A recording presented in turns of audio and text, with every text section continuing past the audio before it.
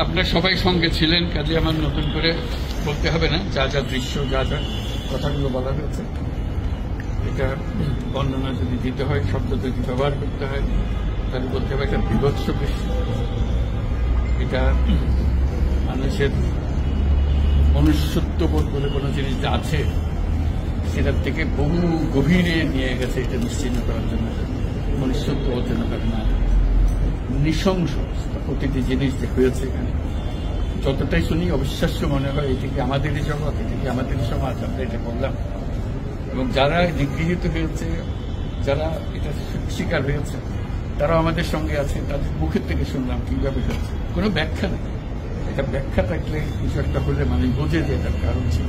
এটা বিনা কারণে রাস্তা থেকে উঠিয়ে আনা, বিনা দোষে কতগুলো সাক্ষী সাবুত হাজির করে সেই এক্সপ্লোসিভ কতগুলো গাড়ির মধ্যে ঢুকে দিয়ে তারা বলছে তুমি সন্ত্রাসী, জঙ্গি, এগুলো বলে বলে তাকে নিয়ে আসা হয়েছে। এবং এইরকম ইন্টারোগেশন সেল, এরকম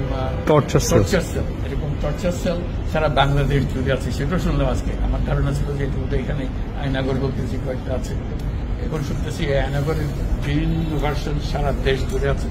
কেউ বলতে 700, কেউ বলে 800। এটি সংখ্যাও নিরূপণ করা যায় কতটা আছে, কতটা জানা আছে, কতটা অজানা রয়ে গেছে সেই জিনিস। আমরা এমনি শুনি আইএমএ জাহেলিয়াত বলে একটা কথা আছে।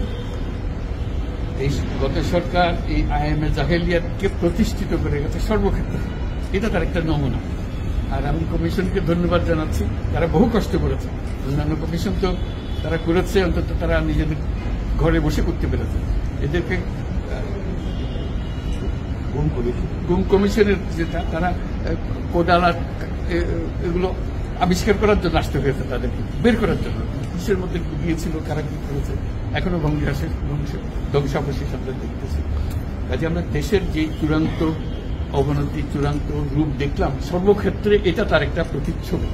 কাজে গুম কমিশন যেটা আমাদের সামনে নিয়ে আসলো, সেটা হলো যে কি পরিমাণে একটা দেশকে সর্বদিকে ধ্বংস করা যায়, এমনকি মানুষের একেবারে সামান্যতম যে মানবিক অধিকার, সেটুকু থেকে বঞ্চিত করে রেখে দেওয়া হয়েছে। আজকে এটা জাতির জন্য একটা বড় চূড়ান্ত রকমের একটা ডকুমেন্ট হবে। আপনাদের সাক্ষী রেখে, আপনাদেরকে নিয়ে এসে আমরা শরিক হলাম এটাতে। যারা এই ভুক্তভোগী তাদের সঙ্গে কথা বললাম, কয়েকজনের সঙ্গে। ভুক্তভোগীদের সংখ্যা আমার জানার মতো 1700 প্লাস, 1750 প্লাস এরকম যারা ভুক্তভোগী। অজানা কত এটা তো আমরা আর জানি না। কেউ বলে যে এটা 3000-এরও বেশি। কাজে সেটাও আমরা ধরে নিলাম যে একটা সীমারেখা দরকার, যেটা আমরা অজানা, কেউ প্রমাণ দিতে পারিনি। এই যে উদাও হয়ে গেছে, মানুষ নিশ্চিন্ন হয়ে গেছে, কেউ বলতে পারছে না সে কোথায়। তার মেয়ে আপনাদের সামনেই ছিল আজকে, কি বলছে আমার মাকে কোথায় নিয়ে যাওয়া হয়েছে আজ 9 বছর ধরে। 9 বছর ধরে আমরা আর খোঁজ পাবো। সে নিজেও ছিল, 11 বছর বয়সে ছিল, মায়ের সঙ্গে ছিল, তাকে রেখে মাকে নিয়ে চলে গেছে। এই হলো সামান্য একটা দৃশ্য। এই দৃশ্য বড় করুণ দৃশ্য। এবং এটার কঠিনতম যে লেসনটা হলো, যারা করেছে তারা আমাদেরই সন্তান, আমাদেরই ভাই, আমাদেরই ঘনিষ্ঠ আত্মীয়, তারাই করেছে। এবং আমরা এই সমাজকে যদি এর থেকে বের করে না আনতে পারি, তাহলে এই সমাজ তো টিকে থাকবে না। যে এইভাবে যদি আমাদের হয়, আমাদের সন্তানরা যদি এগুলো করে, এবং তারা যদি এইরকম কাজ করতে পারে, যে মানুষের পক্ষে যেটা সম্ভব। একজন বলছিল যে খুপড়ির মধ্যে তাকে রাখা হয়েছে, গ্রামে তো মুরগির খাঁচা চেয়ে বড় হয়, এরকম অবস্থা। মুরগিও নড়াচড়ার যেরকম জায়গা পায় না, ওরও নড়াচড়ার কোনো জায়গা নেই। ওকে ব্যবস্থা রাখা হয়েছে, মাসের পর মাস, বছরের পর বছর তাকে ব্যবস্থা রাখা হয়েছে। এটা মানুষের সামনে এখন বিচার রইল, কিভাবে আমরা আবার নতুন করে সমাজ করতে পারি, যাতে করে আমরা এই যে এটা আমাদের সবারই অপরাধ, যেটা হতে দিয়েছি আমরা। আজকে আমরা মুক্ত হলো, সে মুক্ত বাংলাদেশে আমরা যেন নতুন করে আবার সমাজ গড়তে পারি। এটার থেকে একেবারে অতি দূরে যেন আমরা চলে যেতে পারি। এটার নমুনা, এটার সাক্ষী, এটার যে ডকুমেন্টেশন কমিশনের রিপোর্টের মধ্যে থাকবে, এবং এটা অবশ্য পাঠ্য হিসেবে সবাইকে পড়তে হবে, এবং তাদের যারা করেছে তাদের বিচার করতে হবে। তা না হলে আমরা নিষ্কৃতি পাবো না এটা থেকে, এই যে কাজগুলো করে গেল তারা। তা না হলে আমরা আবার মুক্তভাবে বলবো কি করে যে আমরা এই দেশের মানুষ, আমরা পরিষ্কার। যারা করেছে তাদের জন্য আমরা কেন মুক্ত হতে যাব? তাদের সে বিচার করবো, জনসাধারণ বলবো যে এরকম উচিত বিচার হয়েছে, তখন আমরা এটা থেকে মুক্ত পাবো। সেটাই হলো আমাদের আবেদন দেশের সবার কাছে, এই বিচারটা যেন আমরা করে ফেলতে পারি। এভিডেন্সটা এখন সিলগালা করে দেওয়া হবে, যাতে আইসিটি এভিডেন্সটা ব্যবহার করতে পারে স্কুল জানিয়ে। এইগুলো সব এভিডেন্স যা যা আমরা দেখলাম, এভিডেন্স গুলো সিলগালা করে রাখা হবে, যাতে করে কেউ বিনষ্ট করতে না পারে, যখন বিচারের কাছে যে একটা প্রমাণ হিসেবে ব্যবহার করতে পারে, সেই হিসেবে আমরা থাকবো। একটা কোশ্চেন, দুইটা কোশ্চেন করতে দিতে হবে। এটা এই বড় স্টোরিতে আমি এক কোশ্চেন করব। মাননীয় প্রধান উপদেষ্টা, দুইটা প্রশ্ন।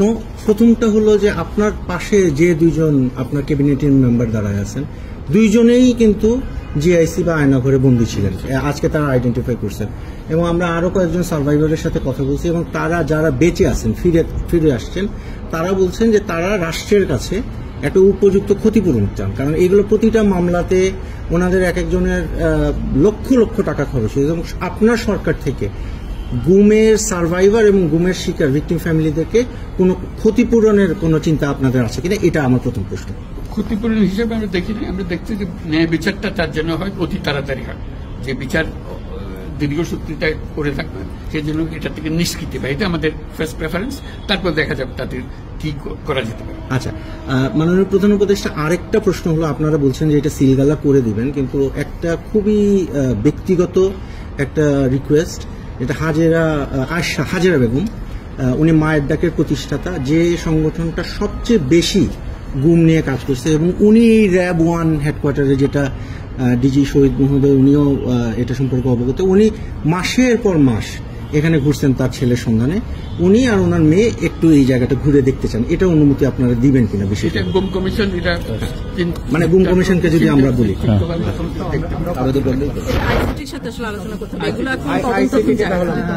না মানে মানবিক কারণে আমি যে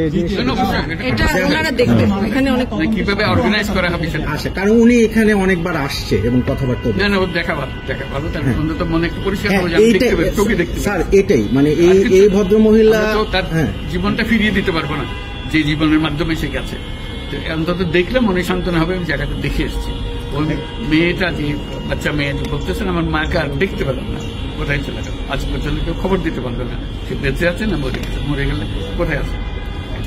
তানভীর ভাই, just one question, sir. Over the years we've seen, at least last 16 years under the last government, but police brutality, abuse is nothing new in this country. What sort of mechanism you have created as a part of the reform so that this doesn't happen in future, whether under elected government, caretaker government, or any sort of government? The whole existence of this government is because of this, that we don't want to stay in that darkness that has been created around us. So we want to create a new environment, new, as we say, new Bangladesh, as the students have been claiming all the time. So that led to the reform commissions. One of them is this disappearance commission, which led us to see this thing. If we didn't have that commission, probably it will be just a storytelling. Nobody will believe, somebody will say yes, somebody will say no.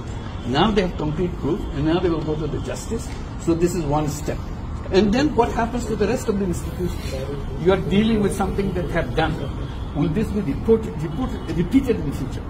That's something we have to make sure that it's not repeated in future. Nowhere near it.